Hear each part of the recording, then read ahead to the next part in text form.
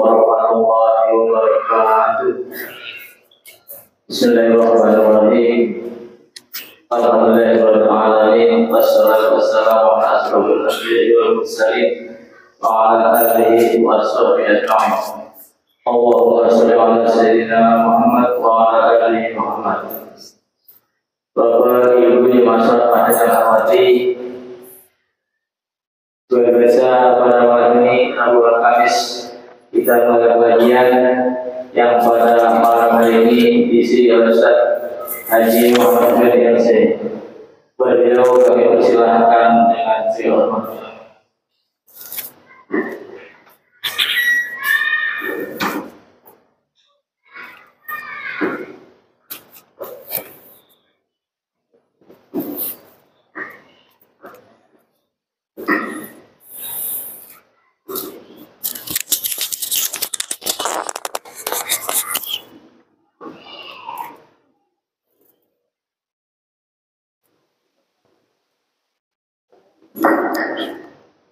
Assalamualaikum warahmatullahi wabarakatuh. Alhamdulillahirabbil alamin. Assalatu wassalamu ala asyrafil anbiya'i wal mursalin wa ala alihi wa sahbihi ajmain. Subhanaka la ilma lana innaka antal alimul hakim. La haula wa la quwwata illa billahil aliyyil azim.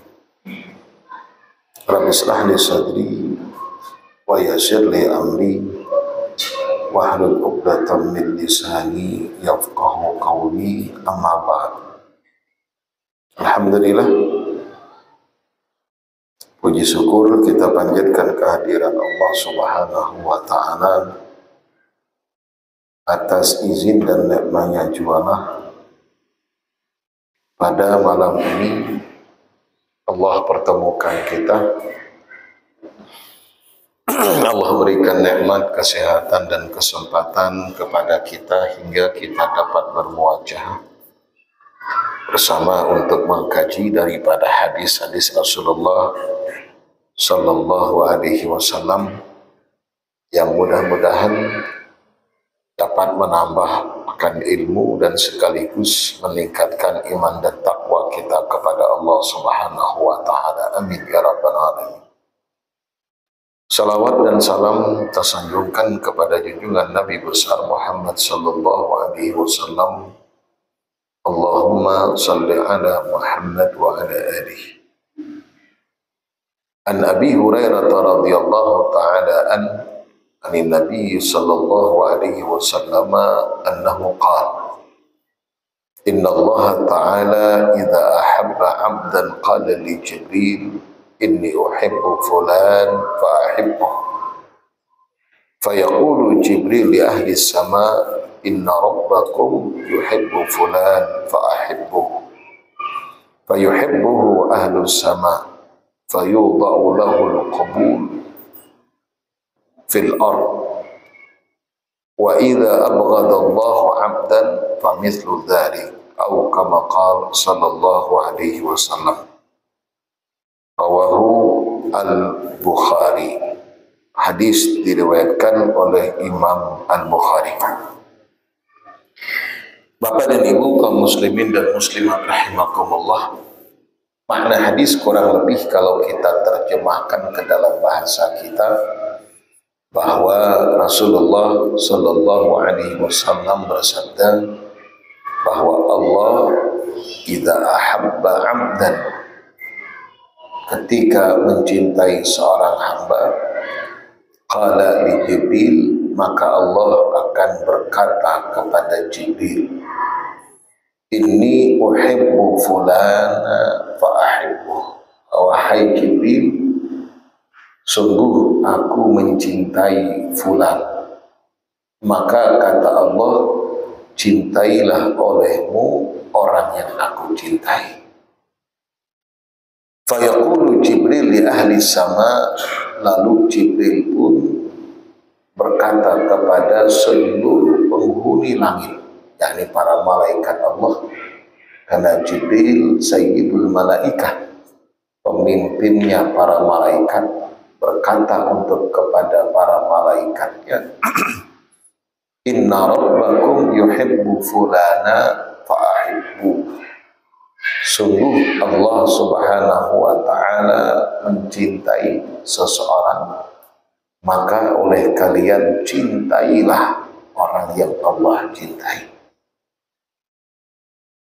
Fayuhibbuhu ahlus sama, maka seluruh malaikat penduduk langit pun mencintai orang yang dicintai oleh Allah. Wa idza abghadallahu 'abdan famithlu dzalik, dan bila mana sebaliknya maka itu pula yang terjadi. Artinya Allah akan beritahukan kepada Jibril, Jibril beritahukan kepada seluruh malaikat, lalu kemudian mereka semua para malaikat Allah akan murka dan membenci orang yang dimurkai dan dibenci oleh Allah. Bapak dan Ibu kaum muslimin dan muslimat rahimakumullah, kita coba talaah hadis ini yang dimana kita yakin semua kita ingin mendapatkan mahabbatullah. Semua kita ingin mendapatkan kecintaan daripada Allah. Lihat bagaimana kedudukan Sayyidah Khadijah. Saya temukan dalam satu riwayat hadis, hadis sahih diriwayatkan oleh Imam Bukhari dan Imam Muslim. Jadi suatu ketika Rasulullah sedang duduk di Bukit Sofa.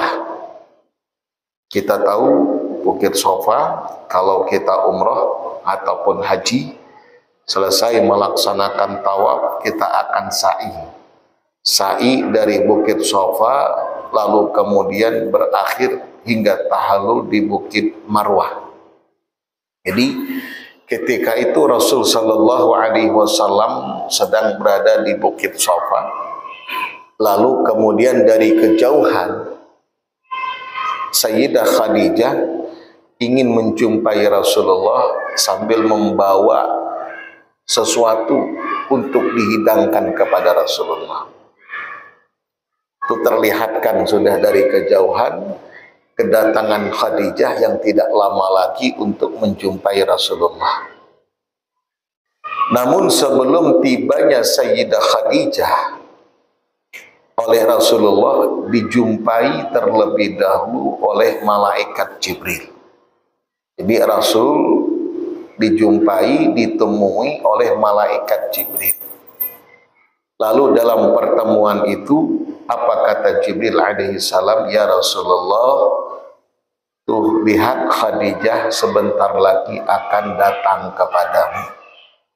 Nanti kalau datang ia kepadamu atau datang ia ke hadapanmu, tolong, ini bahasa kita, tolong sampaikan kalau Allah titip salam dengan Khadijah. Masya Allah, lihat.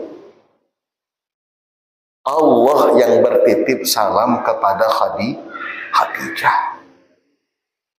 Itu bukan malaikat lagi yang bertitip salam dengan Khadijah, dengan seseorang hamba Allah. Beda dengan sahabat. Ada satu ketika seorang sahabat Jibril menitip salam kepada Rasul untuk sahabatnya, sehingga Rasul juga kaget. Kok Jibril kenal dengan sahabat ini, atau sahabat ini kok dikenal oleh kalangan malaikat? Karena orang itu kan ada 4 kategorinya. Dikenal di dunia tapi tidak dikenal oleh penduduk dunia, tapi tidak dikenal oleh penduduk langit sana. Di dunia terkenal, dikenal banyak orang, tapi oleh penduduk langit tidak ada yang mengenalnya. Itu kategori yang pertama. Kedua, di dunia tidak dikenal, tapi dikenal oleh penduduk langit sana. Kategori yang ketiga, dikenal di dunia, dikenal oleh penduduk dunia, dan dikenal oleh penduduk langit sana. Kategori keempat, tidak dikenal oleh penduduk bumi dan tidak dikenal oleh penduduk langit. Kira-kira mana kita masuk dalam kategori empat itu? Nah, itu kita nang tahu, kita nang merasa. Artinya kita bisa mengukur. Bukan berarti merasa lalu sombong, tidak. Tapi kira-kira kita ini masuk kategori yang mana? Ada orang yang hanya pengen viral dengan penduduk bumi, tapi tidak dikenal oleh penduduk langit. Malaikat Allah tidak mengenalnya. Tapi ada dikenal di penduduk bumi dan dikenal juga di penduduk langit. Nah ini. Jadi suatu ketika sahabat ini mendapatkan salam daripada Jibril. Rasulullah heran. Apa amalan sahabat ini sehingga Jibril bertitip salam kepadanya? Itu hanya sebatas Jibril yang bertitip salam. Para malaikat Allah yang bertitip salam. Ini kada tanggung-tanggung lagi. Khadijah yang bertitip salam siapa? Allah. Itu buka hadisnya sahih. Hadisnya diriwayatkan oleh Imam Al-Bukhari. Dalam kitab Al-Lu'lu wal Marjan fima ittafaqa alaihi syaikhani, itu disebutkan bahwa Khadijah itu dititipi salam oleh Allah Subhanahu wa Ta'ala. Jibril yang menyampaikan.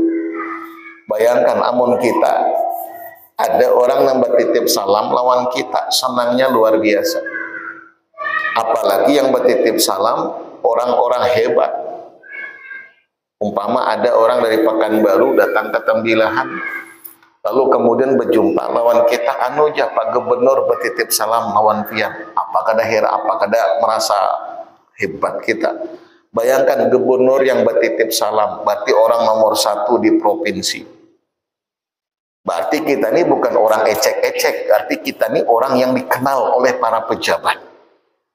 Apalagi kalau sampai Jokowi yang bertitip salam. Ini umpama, kan Jokowi orang nomor 1 di negara kita, RI, bertitip salam lawan kita. Wah, apakah ada hebat kita? Berarti kan kada sembarangan. Nah, kalau dengan makhluk saja yang bertitip salam kita senangnya luar biasa, apalagi yang bertitip salam itu adalah yang menciptakan makhluk. Maka ujar ulama, jangan cari ridho manusia, cari ridho Allah. Sebab amun kita berharap ridho manusia, semua orang mau meridhoi kita, kada akan terwujud, kada akan. Imam Syafi'i berkata, kalau dengan kita berharap semua orang ridho dengan kita, tidak akan pernah terwujudkan. Ingat kisah Luqman, kalau tidak khilaf, 2 beranak yang hendak membawa anak menjual keledainya ke pasar. Tuh dampak akibat hendak mencari ridho manusia secara keseluruhan kada akan terwujudkan. Ketika keledai itu binatang lebih besar daripada kambing, lebih kecil sedikit daripada kuda. Dan Allah sebutkan dalam Al-Quran, inna ankaral aswat la sautul hamid. Suara yang paling buruk kata Allah adalah suara keledai. Maka orang Arab kalau menghinakan seseorang itu bukan kilap, tapi intah homar. Itu marah tuh sudah. Homar konik keledai, karena menjijikkan dan suaranya menjorok suaranya. Suatu ketika membawa keledai ini untuk dijual ke pasar. Dikisahkan dalam kisah itu, oleh kedua beranak ini, abah lawan anak ditungganginya. Di tengah perjalanan ada yang berkomentar, "Umak aja, abah nang anak ada beperi kebinatangan lalu. Masa keledai halus nangka itu ditunggangi berdua? Apa kada kasihan?" Karena dalam hadis kita pernah temukan, ujar Rasul fi maman al-hadis, kalau dengan kita saat melakukan perjalanan dengan mengendarai onta kah, kuda kah, keledai kah, andai di saat ketika kita beristirahat, maka hendaklah dengan kita juga memberikan kesempatan kepada binatang itu untuk istirahat total. Artinya apa? Turunakan beban yang dibebankan kepadanya. Itu amun kita dalam perjalanan naik kuda, perjalanan naik onta, kita bawa barang-barang kita, otomatis kita bebankan kepada pundak ataupun kepadanya. Andai kita istirahat, I-nya pun berikan juga istirahat yang sempurna. Artinya jangan turun hendak istirahat nyaman, dianya juga, binatang ini juga berikan untuk istirahat yang nyaman. Caranya kayak apa? Beban-beban yang ada di pundaknya, di punggungnya turunkan. Itu hadis itu menyebutkan. Nah, itu begitu Islam memperhatikan kepeduliannya terhadap makhluk Allah sekalipun kepada binatang. Jangan kita cuman yang nyaman berabah, tak guring, tak hunjur umpamanya, sementara binatang hendak beristirahat tapi beban berat masih di punggungnya, turunkan. Ingat, ini binatang. Jangan pulang kena ke Pekanbaru pakai mobil sampai di rumah makan istirahat, ayo jah turunkan bagasi semuanya. Ini mengalihi supir. Kenapa aja supir menurunkan pulang, mengalihi menata pulang? Biar mobil kita bisa istirahat sempurnanya. Ini benda mati, ini benda hidup. Binatang itu makhluk Allah yang hidup. Berikan kesempatan dia untuk beristirahat. Maka ada yang komentar, dua beranak ini kada terlalu kada ada kasih sayangnya lalu. Kasiannya keledainya ditunggangi berdua, beban kan berat. Coba pengamun turun seekong aja nang di atas. Maumpatilah kata-kata itu, turun yang anak, abah nang tetap di atas. Dalam perjalanan ada lagi nang komentar. Ayah kenapa abah nang di atas? Mestinya anak tuh nang di atas, kasihan anak.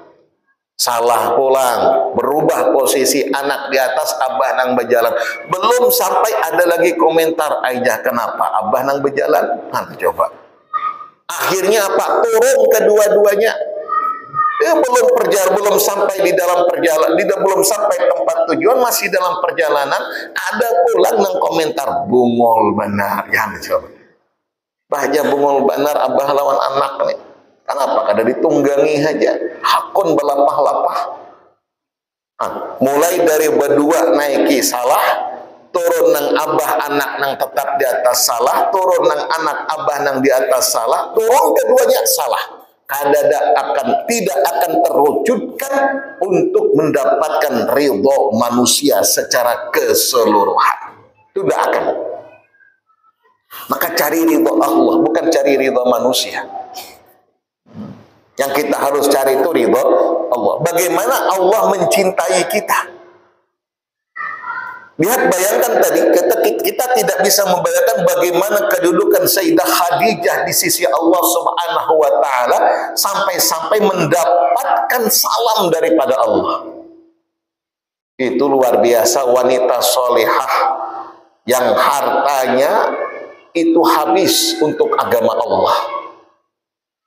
Sampai-sampai ketika akan wafat, tuh bayangkan, supan bepadah lawan Rasulullah, supan bepadah lawan Rasulullah, supan. Akhirnya dia katakan kepada anaknya Fatimah, tolong sampaikan ke abahmu, kaina amun aku meninggal, sebuting aku berharap sorban abahmu tuh jadikan kain kafanku. Itu saja. Bayangkan. Harta yang banyak, yang diharap surbannya aja. Artinya semua kekayaannya semua diperuntukkan untuk agama Allah. Di saat Rasulullah dalam kesulitan, Sayyidah Khadijah yang menenangkan. Intinya banyak hal yang kita patut pelajari dan untuk dijadikan sebagai suri tauladan, terutama para ibu-ibu, untuk bagaimana bisa menjadi Khadijah. Itu kadang-kadang ibu-ibu juga menuntut, ada abahnya menuntut juga, coba pang jadi bini itu kayak bini Rasulullah Khadijah tuh aja solehah orangnya.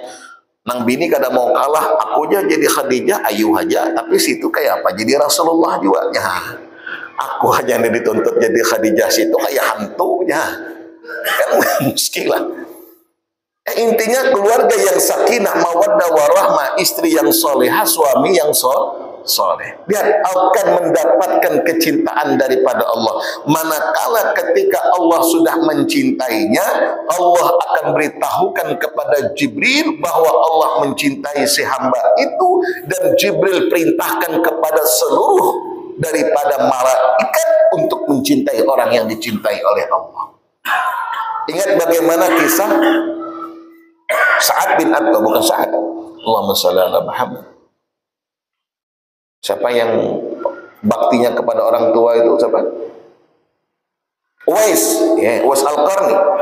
Ya. Kita ingat bagaimana kisahnya, seorang waliyun min awliyaillah, dan dia hidup di masa Rasul tapi tidak pernah sempat berjumpa dengan Rasulullah. Karena ketika dia mendatangi Madinah, ingin berjumpa Rasul ketika itu sedang berperang. Dinanti, tak pikirkan kayak apa umatnya di Yaman,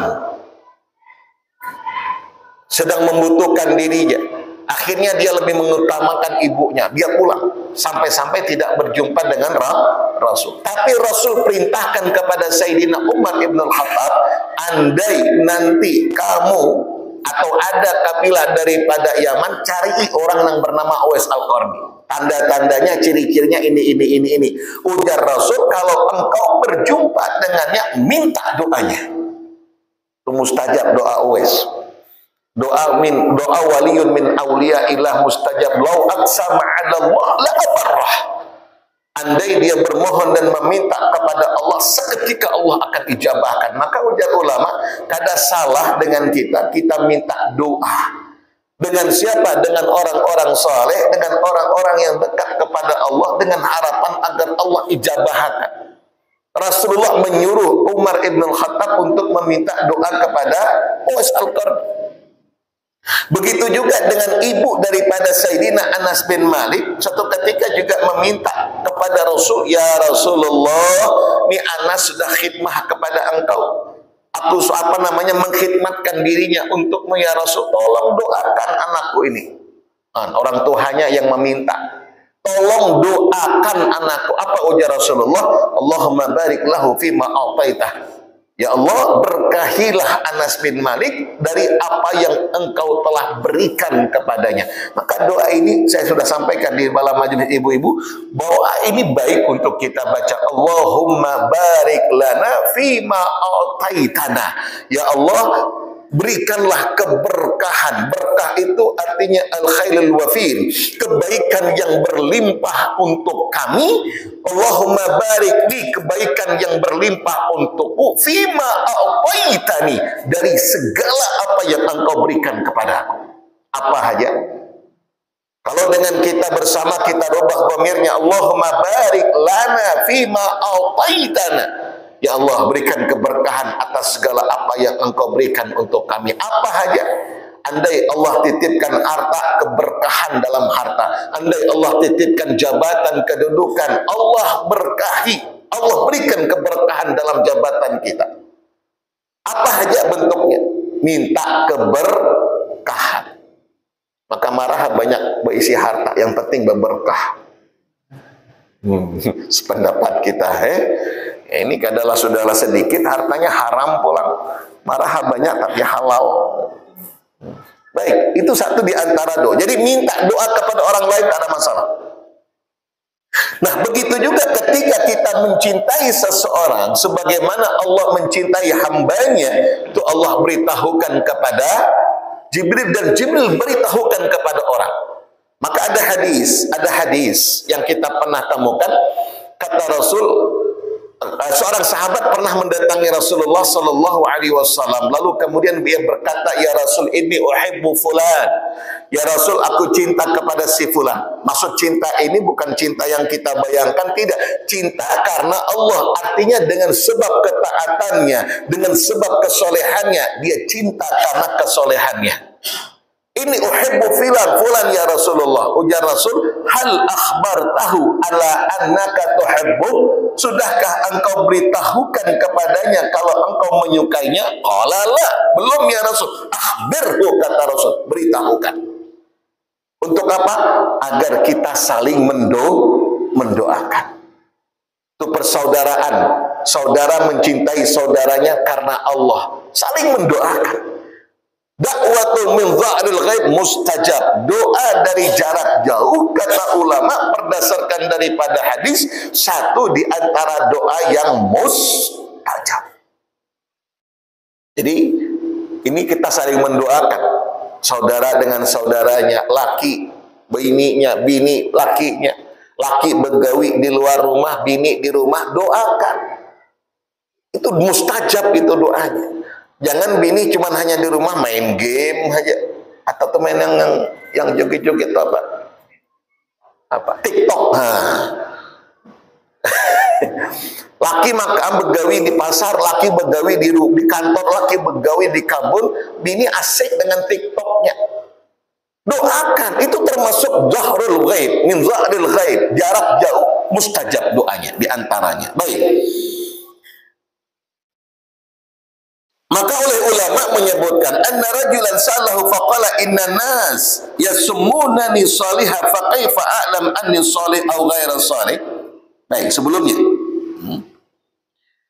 Jadi ketika Allah mencintai hambanya karena kesolehan hambanya, dan kita juga mencintai seorang hamba karena kesolehannya. Lalu kemudian ditanyakan anna rajulan salahu faqal inna nasa yasummunani salihah fa kaifa a'lam anni salih aw ghaira salih. Berkata Ibrahim ibnu Adham, di situ disebutkan ada orang menyebutkan dan mengatakan kalau ulun ini orang soleh. Kayak itulah kira-kira bahasanya. Lalu beliau berkata, kaifa a'lam anni salih am ghaira salih? Kayak apa tahu kita? Kita ini orang baikkah kadakah? Kita ini masuk orang solehkah kadakah? Kan kita kadang-kadang bertanya, ya Allah, golongan mana kita ini? Engkau golongkan kepada golongan yang mana? Apakah kita ini digolongkan kepada orang yang soleh atau kadakah? Dan di situ kata ulama fihi alamah, ada ciri dan tandanya. Kita lihat.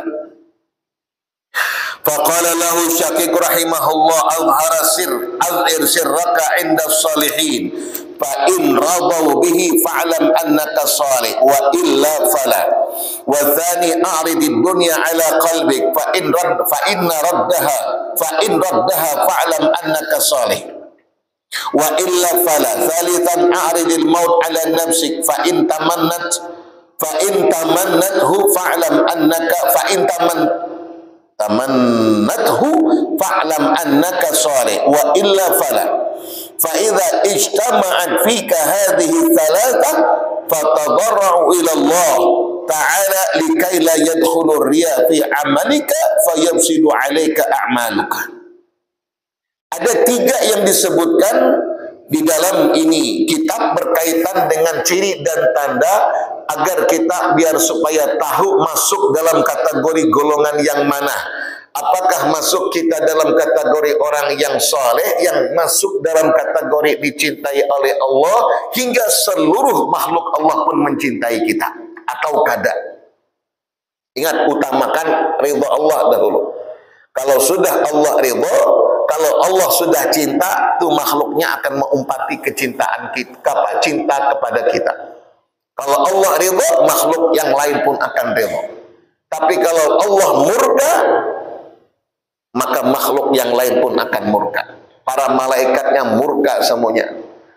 Maka tinggal kita menentukan pilihan hendak dicintai oleh Allah dan para malaikatnya, atau dimurkai oleh Allah dan para malaikat. Dan itu fihi alamah, ada ciri dan tandanya. Kita lihat apa diantaranya. Kalau disebutkan dalam ini kitab ada tiga.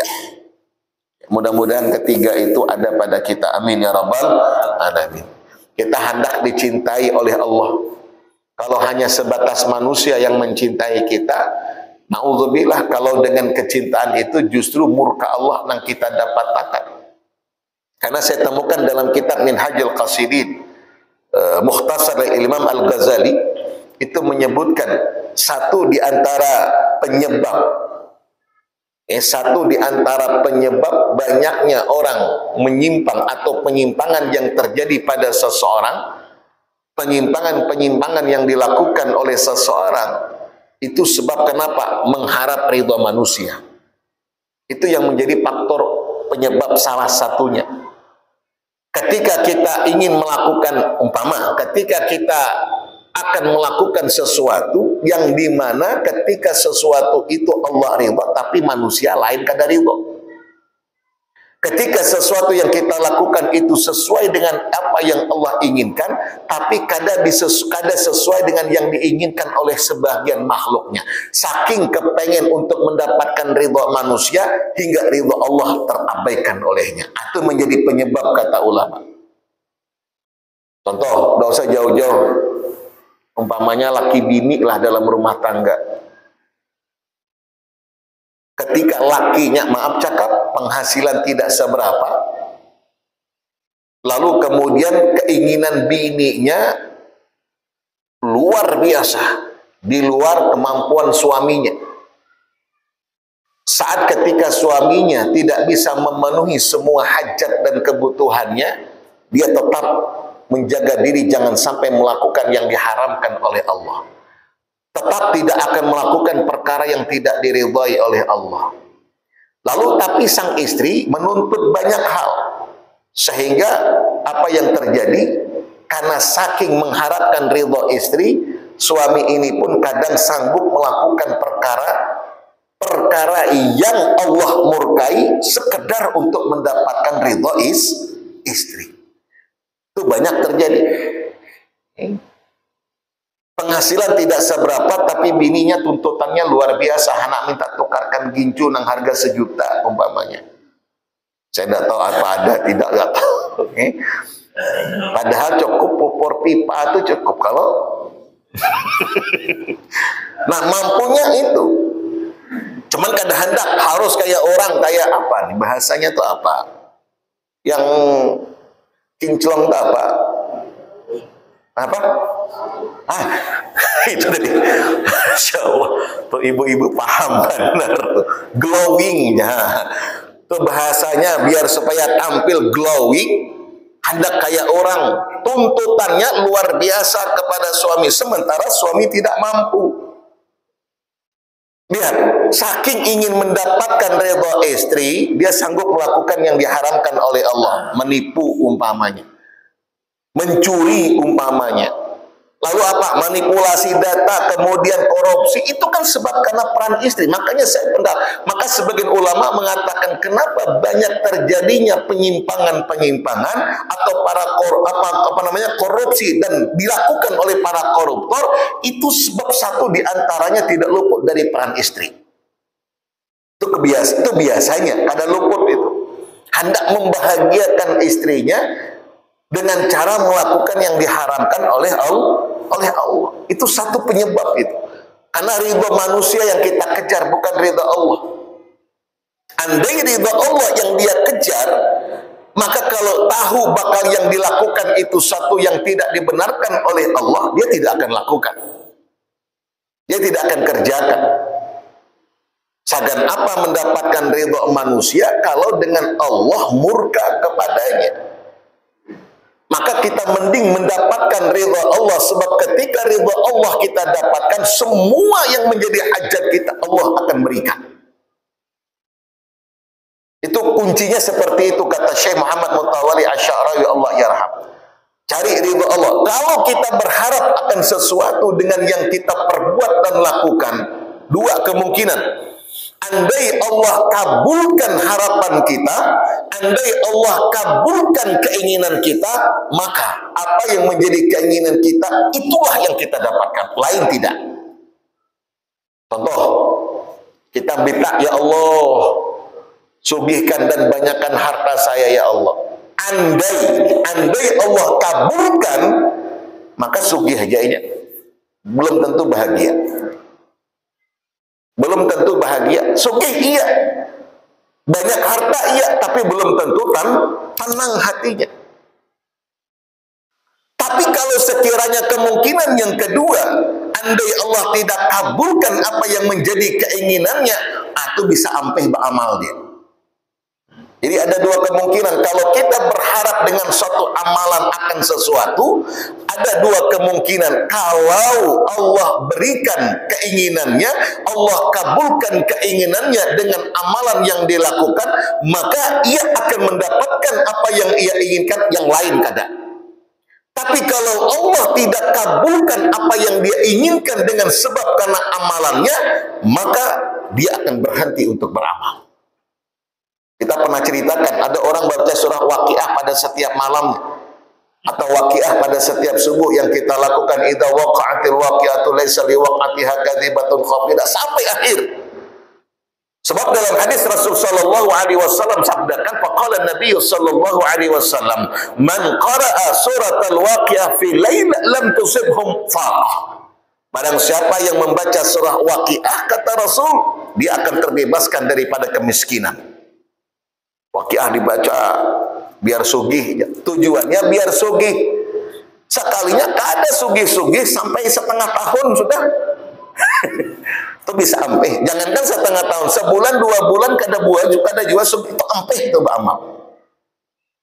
Tapi kalau dengan surah Waqiah ini tujuannya untuk kekayaan, Allah bisa jadi sugihkan dia.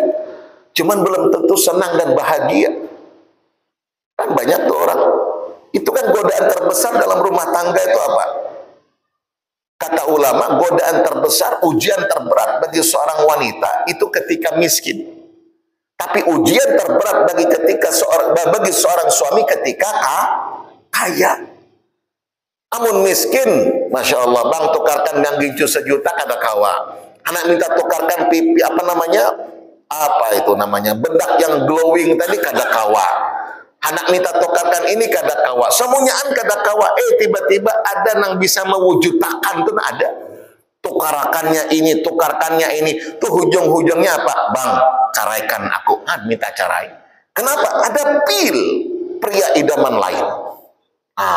Itu cobaan terberat bagi wanita. Ketika miskin. Tapi ketika suami beda. Cobaan terberatnya ketika sugih.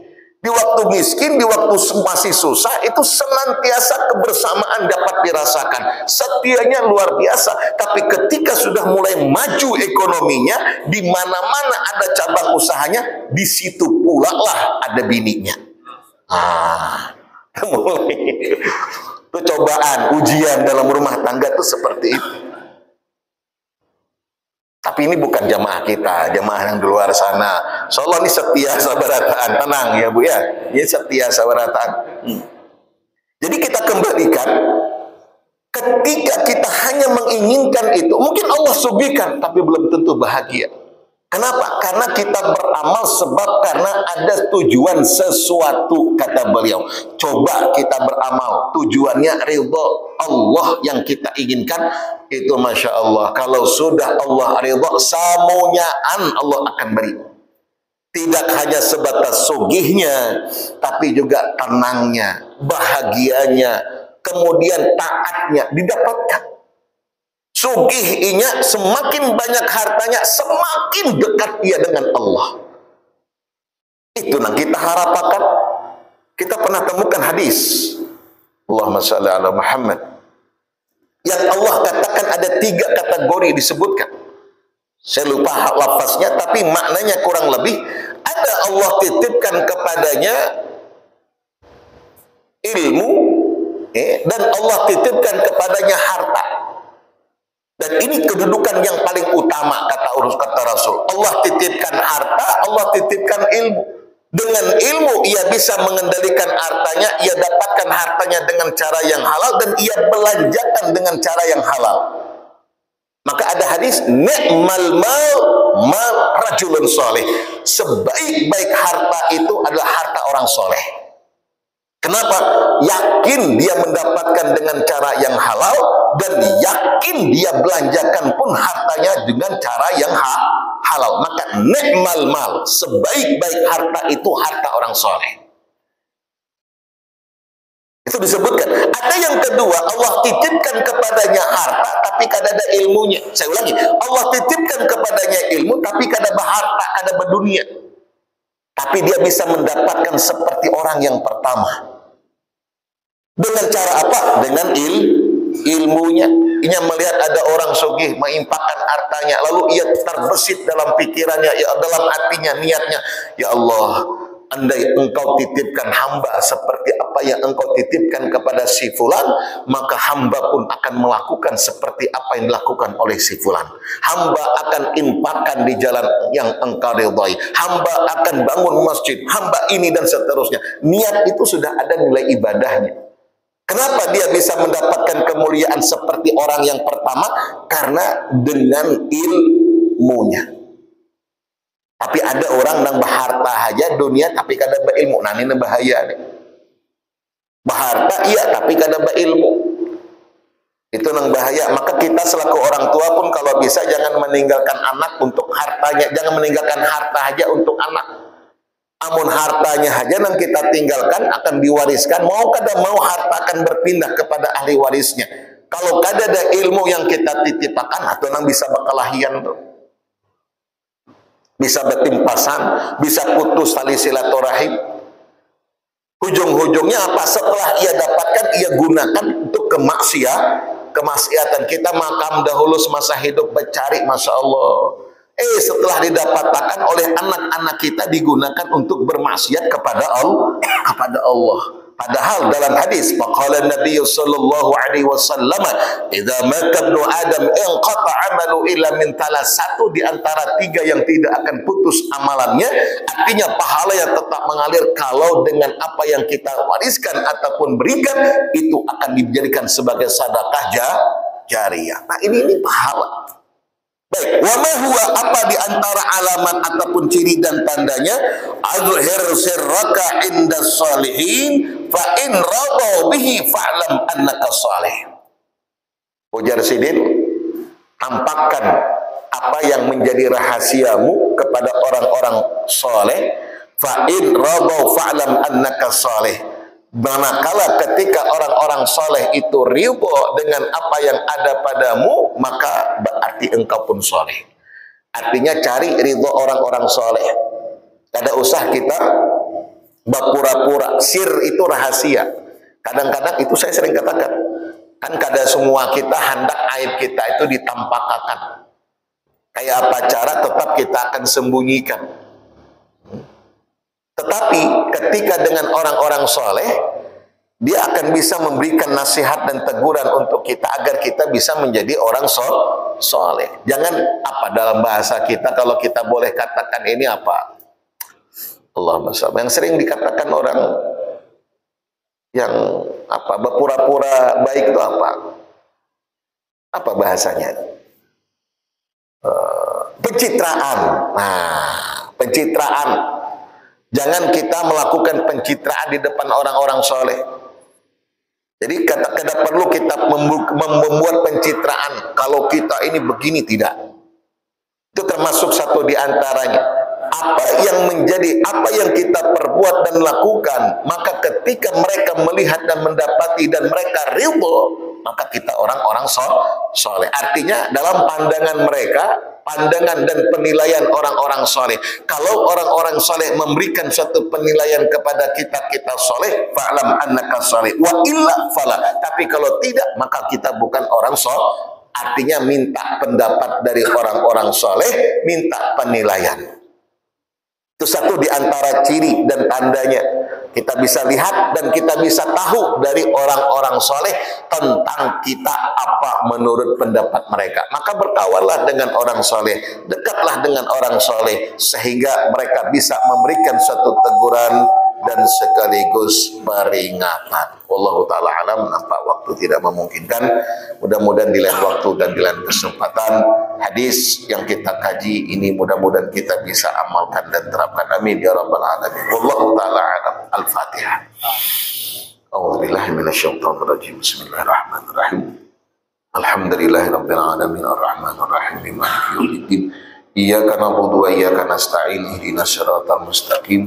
صراط الذين أنعمت عليهم غير المغضوب عليهم ولا الضالين آمين آمين يا رب العالمين بسم الله الرحمن الرحيم الحمد لله رب العالمين الصلاة والسلام على أشرف الأنبياء والمرسلين وعلى آله وصحبه أجمعين اللهم اغفر لنا ما أخطأنا وما تعمدنا وما أسررنا وما أعلنا وما أنت أعلم به منا أنت المقدم وأنت المؤخر لا إله إلا أنت سبحانك اللهم وبحمدك نشهد أن لا إله إلا أنت نستغفرك ونتوب إليك وصلى الله على سيدنا محمد النبي الأمي وعلى آله وصحبه وسلم الحمد لله رب العالمين السلام عليكم ورحمة الله وبركاته. Bapak Ibu jemaah salat dari sosial jamaah, mudah-mudahan daya Allah SWT dapat kita ambil hikmahnya untuk sehari dan dapat keberkatan Allah Subhanahu wa Ta'ala. Amin ya rabbal alamin. Terima kasih. Wassalamualaikum warahmatullahi wabarakatuh.